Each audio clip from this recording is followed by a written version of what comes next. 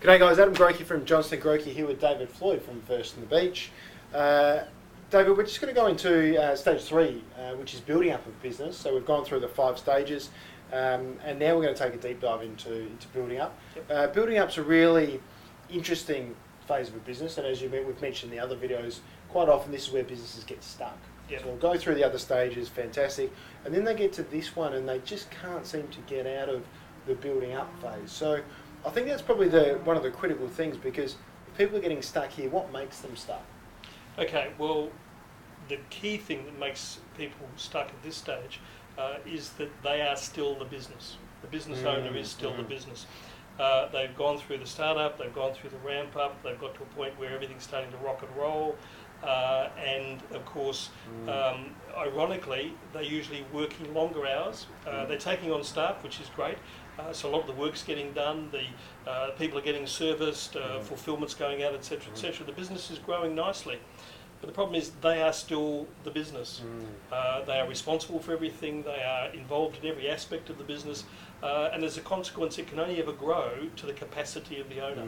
So until such time as they accept that their business is no longer the business, which is making and developing and delivering the widgets, their business is now the business growing the business, and therefore need to put in place the necessary systems, people, processes to ensure that what they started is now done consistently, but without them, then the business will never get beyond that. So the build-up phase is very much one of, I suppose, a journey of learning, a journey of experience, and for some they will understand where they need to go.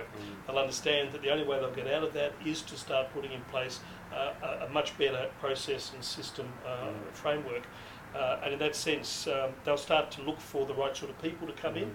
And that's very important in terms of getting the right managers into the various departments, managers that share your same focus, the same vision that you have, and of course the staff that then also work. So the culture of the place becomes very important.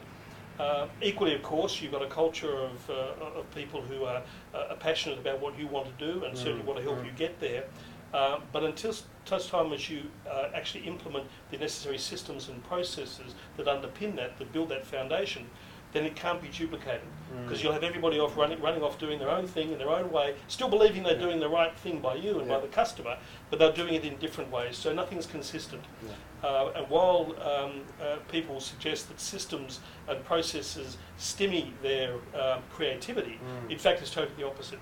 By laying those core foundations, it allows people to be much more creative, while the basics of the business, which the customer rely upon, are done effectively. And you can be quite freed by the structure, because you trust the structure, you trust the process, you know what's going to work, which actually allows you to commit more time and effort to other things that are going to help growing the business. Yes.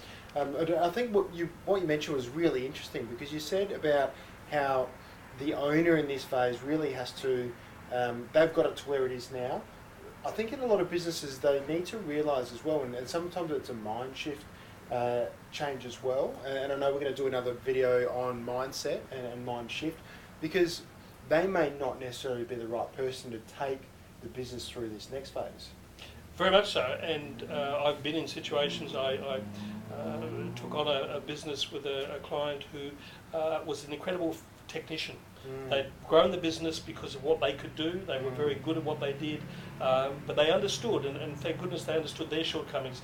They weren't management material, in their words, and they needed someone to come in that would allow them to put the systems in place, would allow them to grow the business while that person continued to do what they were very good at. So identifying shortcomings is certainly very important, and that's one of the critical phases of getting away from a business that is a job into a business that ultimately will give you the freedom that you're looking for as a business owner. And I think the business as a job is really, it's an interesting concept, because someone said to me once, and it may have even been you, but if it was, very wise words, if you can go and do exactly what you're doing and get paid the same, you've got a job.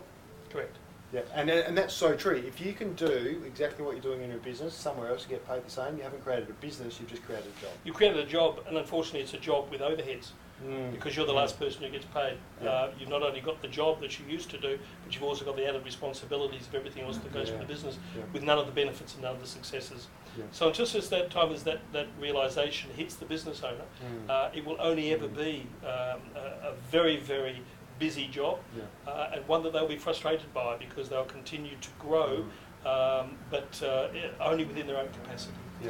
And that's where, of course, the next stage of scale-up comes, but only after they've laid the proper foundations in this phase. So keys for getting out of this phase: laying the foundations, process and systems, surrounding yourself with the right people to get you through the build-up into the scale-up, so you can start growing the business once you've got the foundations. They need to be able to support you and to ensure that everything that you wanted to achieve out of the business can continue to happen. And the biggest frustration most business owners will have is they don't trust anybody. No one can do it as well as I do. You know, it's easy if I do it myself. It's that mindset shift that you spoke about before. It's overcoming those and understanding they are limiting beliefs, and that until such time as you can eliminate those, you won't be able to take the business to the next level. Which is hard for a business owner, because business has only got to that spot because of them and everything that they've had to do, and now it's actually starting to release some of that control, which I can imagine will be challenging for a lot of business owners. Very much so. Mate, thank you for your time. That's fantastic. Next video, we're going to focus on stage 4, which is scale up. So you've gone through all this working in a business, you've got the foundations, and now you start going back into this super exciting stage of going, well, the world's your oyster. How big do we want to make this? So we'll cover that in the next video. We're also going to do a mindset as well, which is going to be a really interesting topic to dive deep into that. Thank you very much for your time, and thank you, David, for your time. Thanks, David.